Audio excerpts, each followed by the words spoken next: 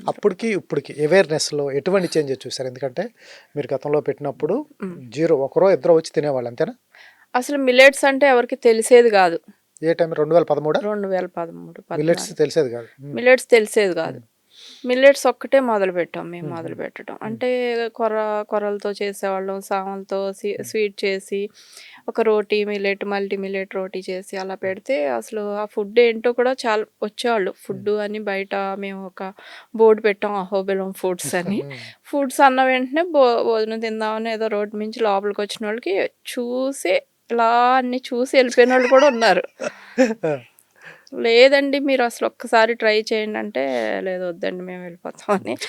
ఆ తర్వాత ఆళ్ళకి తెలిసి వచ్చాళ్ళు. హ్మ్. మేము అప్పటి నుంచి ఏం చేసామంటే, ఒక బ్రౌన్ రైస్ కూడా ఇవ్వడం హ్మ్. మొదలుపెట్టామనమాట. హ్మ్. ఓన్లీ థాలీలో అదొక్కటే అంటే కొంచెం హ్మ్. ఆళ్ళకి ఒక్కసారి అలవాటు పడరు కదా అని ఇంకా బ్రౌన్ రైస్ ఒకటి ఇవ్వటం ఏదైనా మొదలుపెట్టాం. బిజినెస్ చేసేటప్పుడు స్టార్టింగ్ స్టార్టప్ బిజినెస్ చేసినప్పుడు కొంచెం ఉత్సాహంగా ఉండాలి. అవును. 2, 3 నెలలు తీయటం, పారేయటం, వండటం, పొద్దున వండటం, సాయంత్రం వండటం, పారేయటం.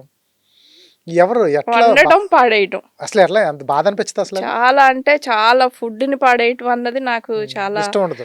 అసలు ఆడోళ్ళు అసలు బాధాకరం. ఇష్టపడరు. చిన్నగా ఉన్న కొంచెం ఉన్నా గూడా పొద్దున్నుంచి మిగిలింది ఉన్నా గూడా తినేయడం అలవాటు నాకు. హ్మ్. అలాంటిది అంత ఫుడ్డు. హ్మ్. ఎవరికన్నా ఇద్దామని పక్కనంతా పంపిస్తే, ఓకే. అసలు ఇదేంటో ఇస్తున్నారు మాకు ఇదొద్దన్నారు.